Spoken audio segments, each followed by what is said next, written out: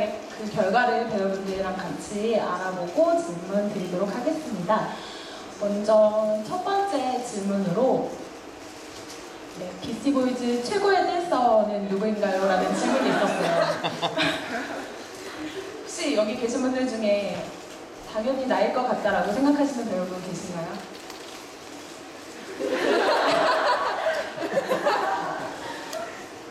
네, 비스티보이즈 최고의 댄서로는 압도적인 지지율로 주민준 배우님이 선정되셨어요. 굉장히 좋아하시네요. 한번 보여주세요.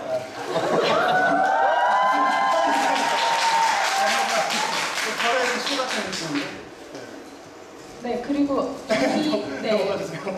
베스트 댄서를 뽑으면서 그 이유가 무엇인가요? 라는 질문도 같이 드렸는데요. 그 이유가 무엇인가요? 왜 관객분들이 혹시 성종한 연출님도 누나춤 추실 줄 아나요? 라는 질문을 많이 해주셨어요. 그런 분이 있어요?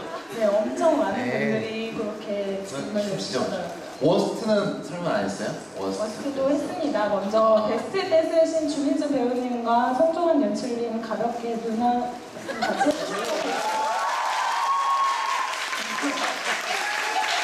진짜요? 춤을 추라고요? 나 전혀 몰라요. 관객과의 대화 아니었어요? 몸의 대화인가요? 어떻게 음악 틀어주세요? 음악 사전에 소개된 바가 없는데 나 아무 시간 안 배워가지고 그냥 약간 네 앞에서 가르쳐주면 되겠다. 그냥 바로바로 그냥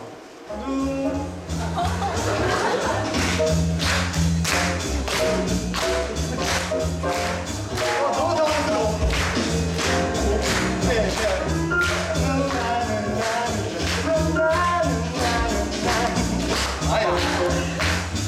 안 하는 걸로. 네, 감사합니다. 저희가 해보도록 하겠습니다. 죄송해요.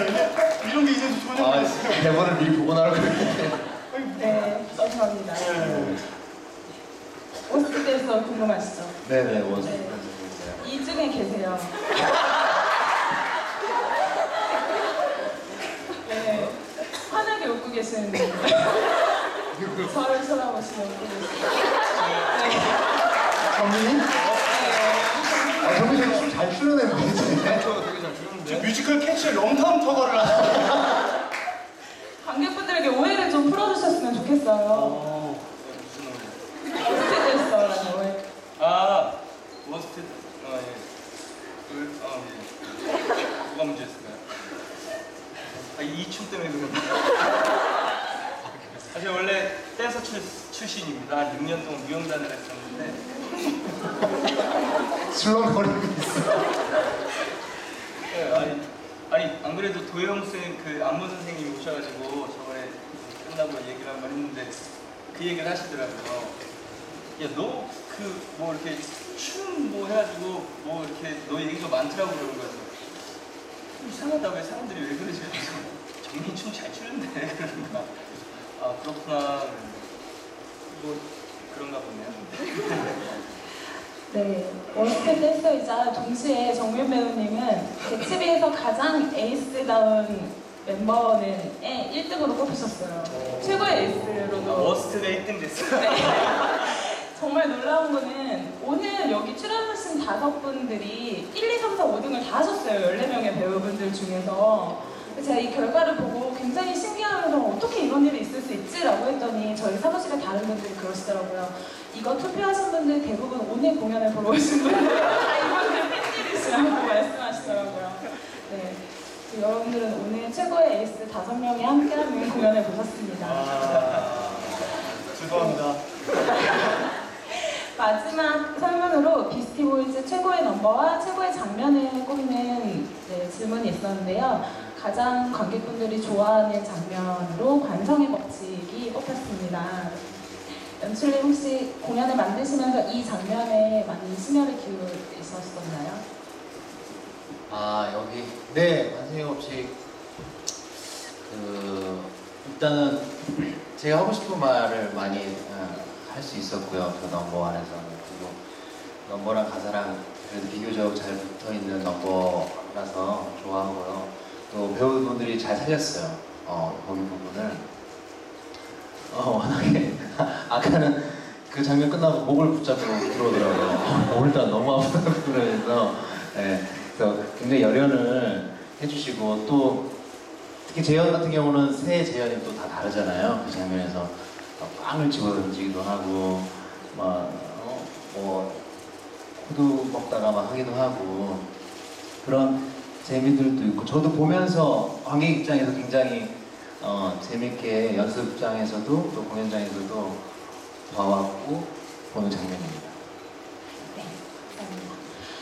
저희 이전 공연했을 때 연출님의 다른 이전 작품에서 연출님께서 각 캐릭터들을 저희가 알고 있는 인물들에 대해서 말씀해 주신 적이 있잖아요. 혹시 이번 작품을 준비하면서도 이 역할은 이런 외모의 배우가 했으면 좋겠다라고 생각하신 이미지가 따로 있는지 궁금하고요.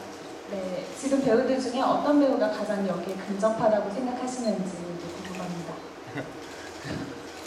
외모라기보다 아무래도 처음 대본을 쓸 때는 이제 실체가 없으니까 기존의 어떤 다른 작품의 어떤 캐릭터를 떠올리면서 쓰기도 하고 뭐 어떤 경우는 그냥 제가 아는 주변 인물 중에서 쓰기도 하고 아예 그냥 뭔가 배역이 정해져 있다고 할 때는 그 배역을 떠올리면서 쓰기도 하는데요. 이제 뭐 이규영 배우나 정민 배우는 같이 하기로 했기 때문에 실제로 떠올리면서 썼던 부분들도 있고 다른 부분들은 마담은 김윤석 선배님을 떠올렸어요. 황해의 김윤석 선배님. 되게 좀 차갑고 뭔가 좀 감정이 없을 것 같은 카리스마 있는 김윤석 선배님을 떠올렸고 연습 과정에서는 뭐 이러저러한 배우들 뭐 데블스 애드버킷의 알파치노나 다크나이트의 히스레저 뭐 이런 레퍼런스를 주기도 했고요. 그 다음에 준호 같은 경우는 원래 애초부터 모티브가 위대한 개집이었어가지고 레오나르도 디카프리오랑 한국 배우로는 공유도 떠올렸고요. 또 신세계에서 이정재 이미지도 많이 떠올렸어요. 이정재도 떠올렸고. 그랬고 또 스무 같은 경우는 좀 전에 말씀드렸듯이 위대한 개집에서 그 토니 맥가이어 그런 이미지 떠올렸고 한국 배우 중에는 이재훈 씨도 떠올렸어요. 네, 이재훈 씨, 그 건축학개론에 나왔던. 그다음에 에드워드 노튼, 좀 반전의 이미지를 동시에 한 작품 하면서 연기했던 그런 강한 인상이 있어가지고 에드워드 노튼 있었고. 그다음에 알렉스 민혁은 계속 찾다 막 뚜렷하진 않았는데 민혁 같은 경우는 정우 씨, 응답하라의 정우 씨. 그다음에 알렉스는 같은 작품의 유연석 씨 떠올리면서 썼습니다. 비슷한 사람은 없고요. 근데 이제 대본을 이제 가져왔을 때 가장 마치 첫 리딩부터 그 인물처럼 읽었던 분이 여기 계시네요. 고은성 씨가 읽는데 너무 재밌게 잘 읽는 거예요. 그래서 내가 은성 씨를 그때 알지 못했는데 마치 알고 쓴 거냐라는 얘기가 나올 정도로 굉장히 가장 잘 어울리고 처음에 잘해줬던 배우입니다. 네, 지금 연출님도 말씀하셨지만 연습하면서 또 공연에 올라가고 나서 고은성 배우가 본인 입으로도 나랑 민혁이는 진짜 싱크로율 100%야 이런 말씀 되게 많이 하시고 관객분들도 그런 말씀 많이 하셨는데 어떠세요? 저 그런 말 하죠. 저 자의적으로 그런 걸 한 적이 없는 거라고. 프로그램 보기 있더라면서. 누가 자꾸 그렇게 말해주셔가지고.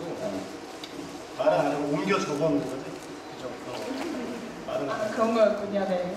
네, 뭐 사실 그런 부분에 대해서는 개인적인 취향을 많이 존중하기 때문에 어떤 분들은 뭐 다른 사람들을 더 싱크로율 100%라고 생각하시는 분들도 분명 계실 거예요. 그래서 그 부분은 제가 그냥 그렇게 불러주셔서 감사합니다. 그러기도 하고 은성 씨가 준비를 좀 많이 해왔더라고요. 나중에 들어보니까 캐릭터에 대해서 이미 듣고 대본 받고 여러 가지로 연구를 많이 해왔는데 이제 막내도 리허설 하다 보니까 하여튼 많이 활력소가 들었었어요. 많이 놀리기도 하고 근데 그래서 겉으로는 되게 그냥 이렇게 설렁설렁 하는 것처럼 보이는데 사실은 되게 연구를 많이 하는 스타일이더라고요. 네. 주민진 배우님도 관객분들께서 굉장히 자연스러운 아빠의 모습이 나온다고 말씀하시더라고요. 혹시 비결이 있을까요? 숨겨놓은 아이가 있지는 않고요. 저 친누나의 아들이 딱 5살인데 작품 준비하면서 일부러 조카랑 통화를 해서 녹음을 되게 많이 해놨었어요. 그 부분이 좀 도움이 되지 않았나 이렇게 생각이 들어요. 조카에 대한 추억 때문에. 네. 엔츄님한테 두 번째 질문 드릴게요. 혹시 이 작품을 준비하면서 비스티보이즈의 배경 지식을 위해 따로 좀 공부하시거나 찾아보신 것들이 있는지 궁금합니다. 아, 네. 아무래도 이 화류계 이야기잖아요. 그래서 화류계의 그쪽에 대해서 좀 조사를 할 수밖에 없었고요. 뭐 직접 막 평상시에 이렇게 그런 걸 좋아하진 않아가지고 좋아하는 친구들 통해서 듣고 정말입니다.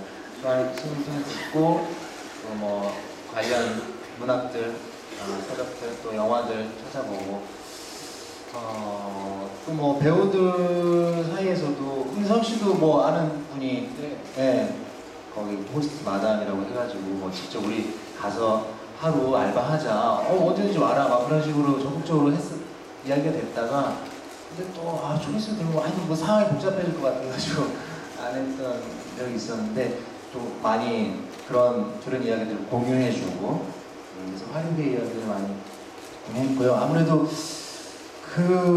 저는 왜 호스트바가 생겼을까 궁금증이 있었어요. 왜 호스트바가 생겼을까? 그런 면에서 어쨌든 모든 공연은 인간에 대해서 다룬다고 생각을 하거든요. 그래서 왜 이 도시에 사는 사람들이 호스트바라는 걸 만들어서 또 거길 찾아가는 사람들이 있는 거 수요가 있으니까 공급이 있는 거잖아요. 찾아가는 사람들의 심리는 뭘까? 뭐 이런저런 고민을 하다가 결국 이제 맞닿는 지점이 이제 자본주의라는 부분이 있었고요.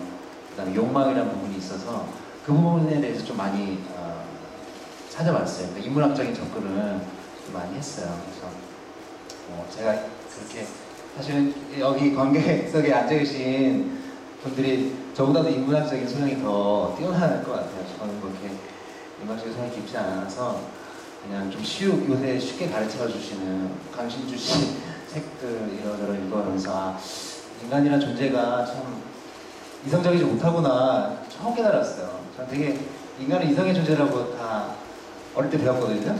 그게 아니라 내가 얼마나 그동안 무지했는가. 인간이 이성적인 존재라면은 지금 신문 사회면에 벌어지는 일들은 결코 일어나지 않겠죠. 비상식적인 일들은 결코 일어나지 않겠죠. 다 각자 욕망대로 살다 보니까 벌어지는 또 이 도시의 무한 경쟁에서 살다 보니까 딱 그런 키워드들을 가지고 여러 가지 먼저 고민하신 분들의 책들 많이 읽고 그렇게 준비했던 것 같아요. 감사합니다. 다음으로 질문이 많았던 것들이 각 캐릭터 간의 관계에 대한 질문들을 굉장히 많이 해주셨어요. 그 중에서도 지금 5 캐릭터들과 지원이의 관계에 대한 질문들을 많이 해주셨는데 준호에게 여쭤볼게요. 준호에게 지원이는 어떤 의미이고 어떤 가치가 있는 사람인가요? 아시죠? 지원이가 이게 참 어려운 대답인 것 같은데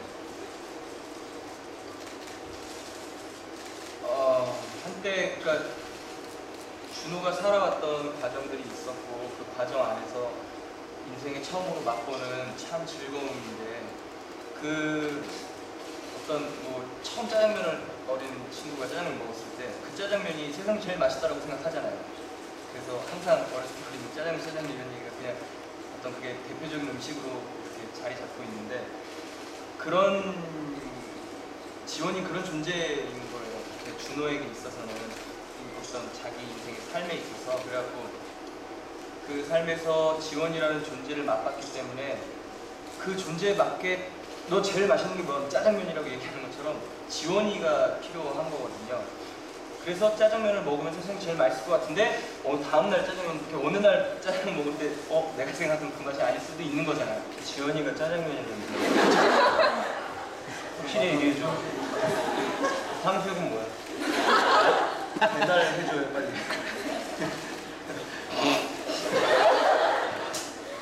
배달 같은 거. 예, 뭐 그래요. 지원이는 그런 짜장면.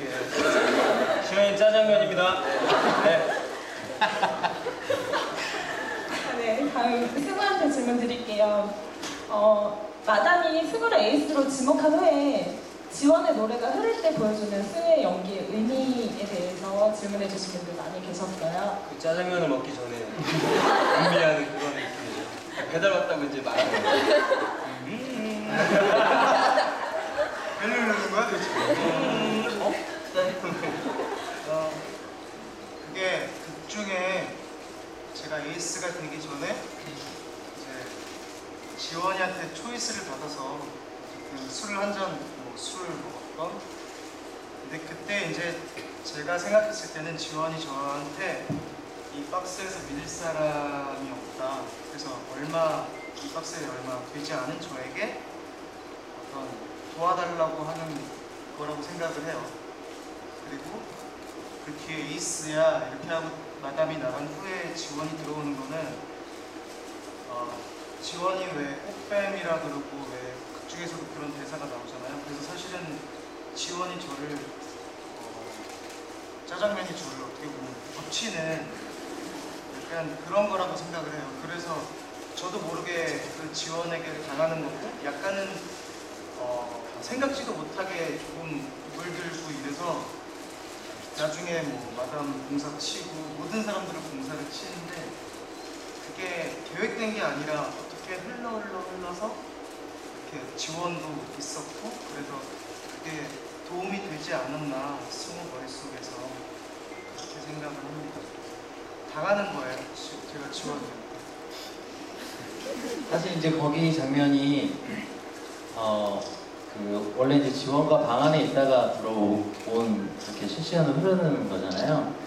그래서 지원이 승우에게도 손을 내밀어서, 그러니까 저희 이제 승우 색과 연출부가 공유한 서브텍스트는 지원이 승우에게 나를 재현에게서 건져달라고 또 요구를 한 거였어요. 지원 입장에서는 또 그것 또한 진심이었고 또 지원도 그 순간순간 계속적으로 자신의 욕망에 따라서 움직이는 이 굉장히 5명과 마찬가지. 근데 거기에 대한 대처하는 거는 삼승과 좀 다 달라요.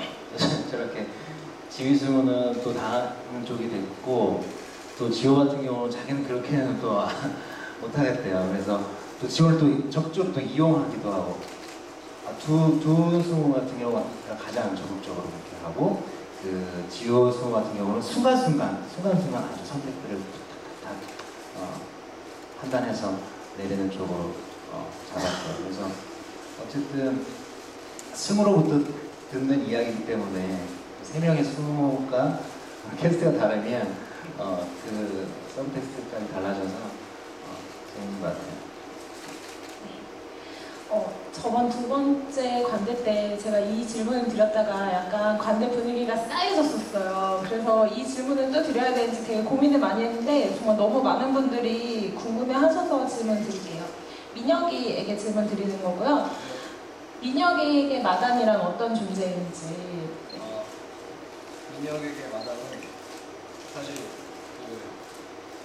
지금 상태에서는 제가 마담을 저 개새끼 차 타고 가다가 죽었으면 좋겠다 이런 말을 하잖아요. 그래서 어떻게 보면 지금 미워하고 그런 마음이 있는데 사실 사람이 미워하기 위해서 사람 정말로 관심이 없으면 무관심하게 되거든요.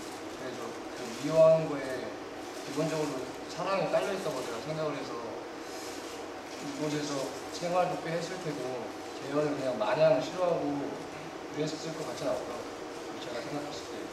그래서 재현이 형이랑 정말 좋았던 시간들도 많았을 거예요. 여기서 PC방도 갔을 수도 있고 같이 축구도 함께 했을 수도 있고 그리고 기본적으로 굉장히 친하고 그런 좋은 관계를 유지해오다가 중간에 재현도 뭐 어떤 계기로 인해서 거기서 이제 좀 조심하게 된 거죠. 그 재현이라는 형한테. 그래서 그게 점점 이제 증폭이 돼서 미워하는 단계까지 가서 그게 이제 그렇게 치닫는 것 같아요. 그래서 사실 재현이 저한테 돈 벌게 해줄게 같이 있자 뭐 이렇게 할 때도 사실 2년 중에는 내가 드라마를 잘 돼서 나간다고 해서 이 사람이 나와서 해코지를 할 거라는 생각을 안 하고 있거든요. 그래서 기본적으로 제가 생각하는 재현은 과거에 좋았지만 지금 이렇게 변해버려서 이렇게 된 형. 그래서 제가 나중에 얘한테 그렇게 당하기도 하고 그런 것 같아요. 그래서 순수한 믿음이 아직은 있는 그런 마음인 것 같아요. 그나마 훈훈하게 대답해 주셔서 감사합니다. 네, 마담에게 질문 드릴게요. 마담으로서 혹시 나머지 배역들 중에 조금 미안한 마음이 드는 캐릭터가 있는지 궁금합니다. 뭐 민혁이하고 알렉스한테 미안하죠. 하다 보면은 이렇게 가끔 힘이 많이 들어갈 때가 있어서 오늘 같은 경우 좀 힘이 많이 들어간 것 같아요. 사실 오늘 같은 경우는 아까 저도 굉장히 많이 아파서 이 질문이 배우끼리예요? 아니면 마담이랑 마담으로서. 네. 진짜 그렇게 물어봤어요. 네, 그러면 두 가지 질문 드릴게요.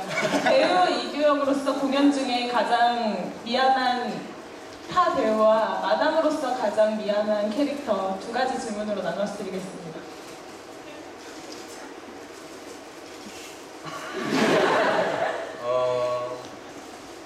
일단 저로서는 저한테 맞아야 되는 애들한테 좀 미안하고 마담으로서는 다 미안해요. 그러니까 열 손가락 깨물어서 안 아픈 손가락 없다고 다 미안하죠. 그 중에 한 명을 고르라고요? 끝이세요? 다 미안한데. 네. 근데 제일 덜 미안한 게 승우예요. 좀 그래요. 네, 다음 질문 드리겠습니다. 알렉스한테 질문 드릴게요.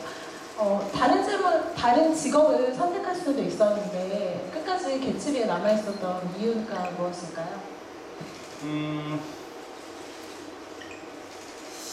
그거에 대해 저도 대본 분석을 하다가요. 저의 동네 친구들에게 연락도 많이 해보고 했는데 제 친구들이 10명이 있다고 치면 그 중에 한 9명 정도는 본인이 너무 좋아서 일을 하고 있는 상태가 아니라 일을 하고 있는데 계속 시간이 흐르고 있다라는 상태더라고요. 그러니까 알렉스에게도 그런 점이 있지 않았을까. 그러니까 처음에는 너무 즐거워서 이 일을 선택을 했고 많은 분들이 그런 부분이 없지 않아 있을 것 같아요. 처음에는 일단 일을 시작을 했는데 시간이 지나면서 이 일이 너무 싫어. 근데 바로 전업을 하거나 할 수 있는 없는 뭔가 사회적인 압박, 혹은 자기 스스로 변화를 두려워하는 모습, 그런 연약한 인간 중에 한 명이 아니었을까. 쉽사리 직업을 바꿔서 지금 당장 내가 이만큼 돈을 또 가져올 수 있을까? 쉴 수 있을까? 그러니까 보통 사람이었던 것 같아요. 물어볼게요. 팀장님 멈출 수 있어요? 지금이 하는 일? 저희 대표님 여기 앉아 계신가요? 여러분들께도 물어볼게요. 지금 하는 일 그만둘 수 있을까요? 그래서 그 관성의 법칙하고 이어지는 것 같아요. 저는 그런 이야기 하고 싶어요. 원래 있었는데 좀 보여주기 전에 지웠나? 하여튼 어쨌든 브레이크를 밟을 수 있는 용기를 좀 촉구하고 싶은 그런 내 안에 어떤 게 있었어요. 그게 뭐 작품 안에 아주 노골적으로 드러내지 못했는데 결국에 관성의 법칙에 따라서 부유하고 있거든요. 우리 모두는 둥둥 떠다니는 거죠.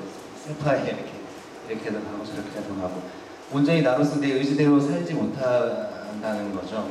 우리 모두가 이 개츠비 5명 모두도. 그래서 브레이크를 밟고 자기 의지대로 온전한 나로서 살 수 있기를 바라는 그런 갈망이 사실은 내재되어 있는 건데요. 또 제 마이크 잡은 게 또 하나 방금 또 떠오른 거, 우리 저희 연습실에서 나왔던 얘기 중에 하나가, 제가 어느 날 교대 환승역이잖아요. 2호선하고 3호선 사람이 엄청 많단 말이에요. 특히 제가 토요일 날 차 없이 예식장 가려고 토요일 2시 이때 엄청 사람이 많잖아요. 그래서 환승을 하고 막 걷고 있었어요. 근데 사람들이 엄청 많은데 제가 시간이 돼서 내 목적지에서 빨리 가려다 보니까 사람을 이렇게 치게 되더라고요. 이렇게 치게 됐어요. 근데 이게 치임을 당한 사람은 이렇게 되는 거잖아요. 저 사람 나한테 왜 이렇게 피해를 주는 거지? 근데 나는 이 사람은 피해를 줘야지가 아니라 내 목적지를 향해 가기 위해서 제 시간에 가려면 피해를 줄 수밖에 없는, 그러니까 이 좁은 한정된 공간에 너무 많은 사람들이, 이 도시에 너무 많은 사람들이 모여있기 때문에 우리가 악해지려고 하는 게 아니라 각자 목적을 향해, 빛을 향해 달려가다 보니까 공사를 치게 되고 내 목적을 위해서 피해를 주게 되는 그런 이야기를 나눈 적이 있었어요. 그래서 그런 부분들도 기회가 되면 소개하고 싶었습니다. 감사합니다. 네, 전 그렇습니다. 네. 다른 공연의 어떤 상황적인 것들에 대한 질문 주신 것 중에 몇 가지 질문을 드릴게요. 승우한테 질문 드릴게요. 그 마지막 장면에서 승우가 위에서 아래를 내려다보고 있잖아요. 그때 어떤 생각들을 하고 있는지 궁금합니다.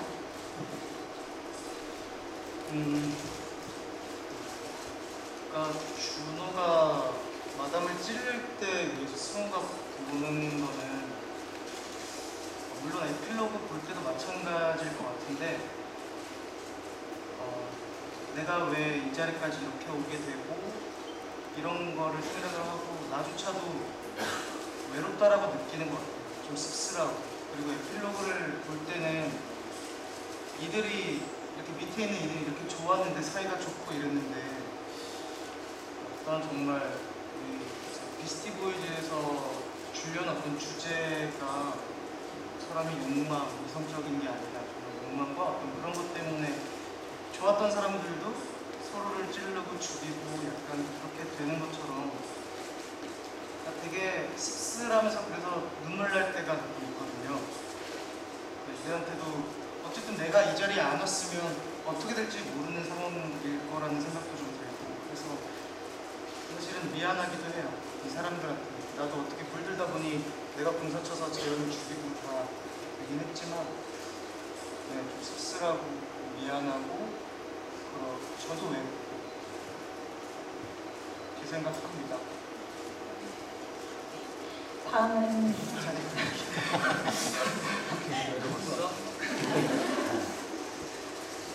다음 재현에게 질문 드릴게요. 이거는 저는 잘 못 느꼈던 건데 다수의 분들이 질문해 주셔서 한번 여쭤보려고 이 질문을 뽑아봤는데요. 재현이 2층에 앉아있을 때 마약을 한다고 관객분들이 혹시 이거 대본에 있는 건지 질문하신 분들 많으셨어요. 보셨나요? 네. 맞아요. 마약해요. 대본에는 없고요. 마약을 할 거라고 생각을 했어요. 마약을 다루는 일도 하고. 네, 원래 대본에는 없었죠? 네, 대본에 뭐 지문사항에 있었던 건 아니고요. 재현이라는 인물을 구축하다 보니 분명히 그럴 것이다라는, 그랬을 수 있겠다라는 가능성이 제기됐었고, 그리고 그 다음 생일 파티 장면, 이렇게 피를 흘리고 들어온 장면에서도 거의 좀 뭔가 취해 있는 느낌이면 좋겠다라고 했었어요. 그것이 이제 술이든 또 마약이든, 또 그게 이제 뭐 작품 안에 이렇게 꿰어지진 않았는데 여러 가지 어떤 중독의 요소들이 많이 등장을 해요. 이제 도박도 그렇고요. 사실은 종교도 그렇거든요. 그리고 마약도 그렇고. 그래서 중독이라는 것도 우리가 이성적으로 제어되는 부분이 아닌 어떤 그런 부분에 대해서도 사실은 좀 욕심 같아서 더 넣고는 싶었어요. 뭔가 거기에 대한 통찰을. 근데 그러지 못했고 그냥 장치적으로만 현재 남아있는데, 네. 그 사실 곁에 어두운 곳에서 하는데 또 예, 관찰력이 아주 좋네요. 잘 보여요? 네. 할 때 최대한 밝은데 이렇게 보이더라고요. 잘 안 보이게 하려고 했는데. 저만 못 봤나 봐요. 네. 저희가 준비한 마지막 질문 드릴게요.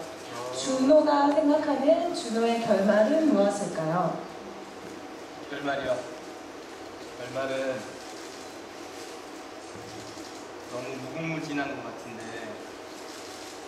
처음에는 결말을 잘 생각을 안 했어요. 그러니까 뭐 지금도 마찬가지지만 어쨌든 결말을 사람이 알고 인생을 산다고 치면은 인생을 어떻게 살겠습니까? 내가 내일 모레 죽을 건데 오늘 일하러 나올 수 없잖아요. 그래서 준호가 결말이 어떻게 됐을까라는 게 되게 궁금했어요. 저도.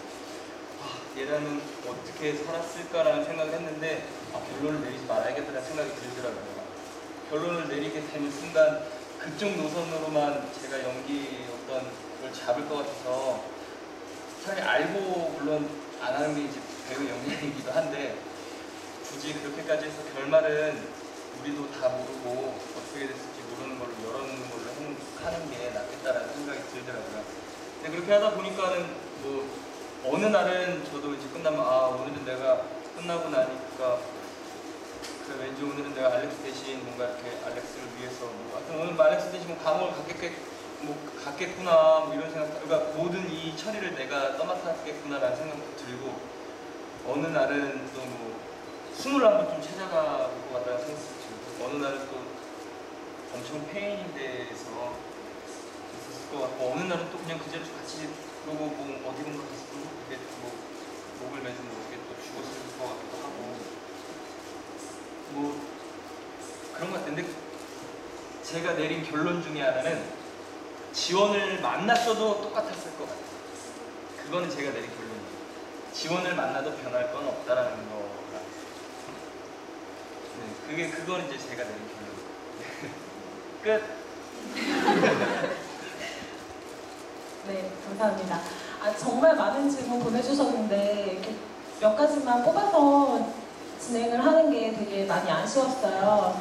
그래서 오늘 여기 계신 분들 중에 혹시 궁금한 사항 있으신 분들 현장 질문 몇 분만 더 받아보도록 하겠습니다. 혹시 질문 있으신 분들 손 들어주시면. 네. 주영 배우 연기하는 마담을 되게 좋아해요. 진짜 고맙습니다. 근데 그 초반에 하셨던 배우 중에 성민이랑 영상 통화를 하셨었는데 요즘은 안 하시더라고요.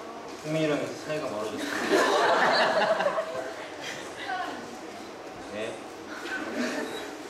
데이터가 다 소진돼가지고 영상이 보여주세요. 흥민이가 아이폰으로 바꿨어요.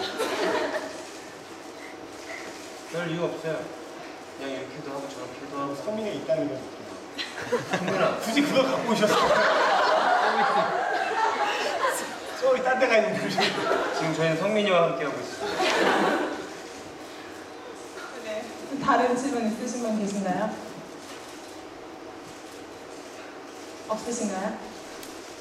아니, 마담한테 누가 어떤 의미인가요? 지원해서도 더 맞추잖아요. 지원은 어떻게 되시잖아요. 도구라고 누가 그래요? 누가 그래요? 네, 마담에게 준호가 어떤 의미인지 질문해 주셨어요. 준호는 뭐 많이 변생했다고 해야 되나? 하지만 애초에 꿈을 같이 키우기 시작하기부터 같이 함께 하기로 한 그런 존재인데 내가 변해가면서 나를 붙잡아줄 사람이 필요한데 그런 존재가 바로 준호인 거죠. 본능적으로 그걸 나도 알고 있고 그래서 끝까지 준호를 잡으려고 하는 거고 네. 그런 존재인 것 같아요. 대답이 잘 된 건가요? 네, 감사합니다. 마지막으로 한 분만 더 질문 받아보도록 할게요. 네. 저요? 네. 아, 네. 알렉스 배우분들이 하시는 것도 봤는데 배우님만 나오실 때 계속 손을 이렇게 흔드시더라고요. 아, 네. 그래서 그거 보면서 그냥 생각한 게 가족 중에 아픈 사람 있으면 막 잡으려고 하는 그런 버릇이 있을 수도 있어. 그래서 그런 것만 생각을 예, 제가 나와서 손을 잡고 닿는데 그게 제가 뭐라고? 그냥 혼자 생각을 했을 때 이게 막 가족 중에 아픈 사람이 있으면 계속 닦으려고 하는 버릇이 있어서 그런 거라고 생각을 했어요. 네. 혹시 그런 거 아, 네. 질문이 제가 나올 때마다 자꾸 손을 닿는데 집에 아픈 사람이 있으면 손을 닿는 분들이 계신데요. 그래서 그런 거냐고 여쭤보신 거죠? 근데 사실 그쵸. 그러니까 지하의 병 자체가 면역력이 거의 0%로 떨어진다고 그러더라고요. 그래서 손톱에 균이 참 많이 끼잖아요. 그래서 그게 조금이라도 낀다 싶으면 계속 미리미리 닦아내고 하던 버릇이 이제 몸에 들어서 자꾸 이제 일 중간중간 뭐 이런 거 굉장히 놀랍네요. 엄청 기대해요.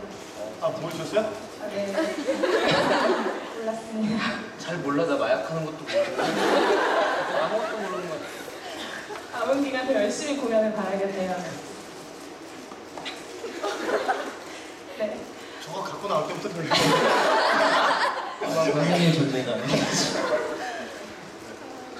네, 아니 저희 사무실 얘기 되게 많아서 랜덤으로 뽑았는데 오늘 어떻게 이렇게. 아, 진짜요? 네. 규영 형도 있었을 텐데. 네, 그러게요. 네. 네, 오늘 되게 즐거운 시간이었고요. 네, 맞아. 저희 막공이 얼마 안 남았어요. 이제 2주 조금 더 남았는데 관객분들한테 연출님이 대표로 인사 말씀하시고 오늘 자리를 마무리 짓도록 하겠습니다. 아, 네, 공연 사랑해주셔서 감사하고요. 제가 그 CD 나왔어요? 우리 CD? 나뭐 캐릭터 CD랑 실황 CD나 글을 썼는데 곡은 아직 안 나왔어요. 나도 안 나왔어요. 근데 조금 수정할게.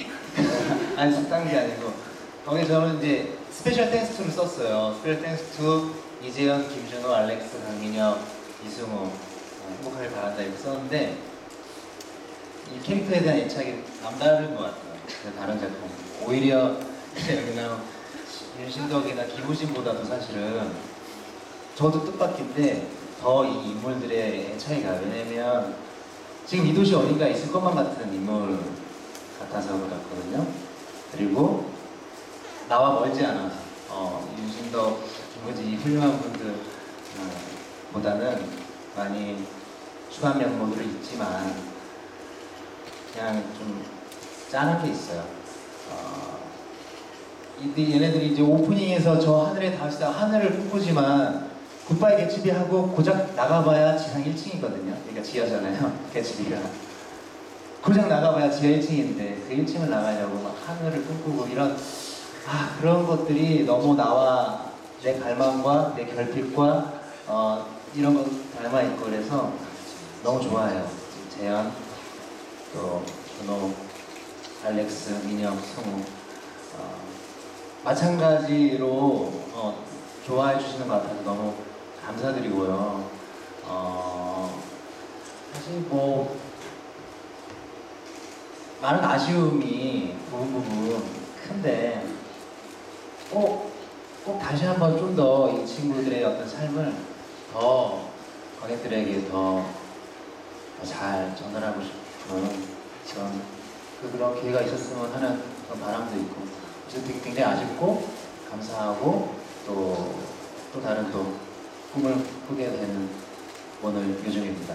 네, 여러분 정말 감사하고 마지막까지 사랑해 주시길 바랍니다.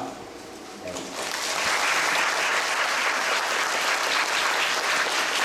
네, 오늘 여러분들이 공연 관람하시는 동안 사무실에서 열심히 여러분들과 함께 우리 공연이 끝나기 전까지 어떻게 더 즐겁게 즐길 수 있을까에 대한 많은 것들을 제가 노출을 했습니다. 돌아가시는 공연 보시냐고 여기 계시는 분들 아직 못 보셨을 텐데 돌아가시는 길에 꼭 확인해 주시고 개츠비가 문을 닫는 그날까지 많이 찾아주시길 바라겠습니다. 다 같이 일어나서 네. 인사드릴까요? 감사합니다.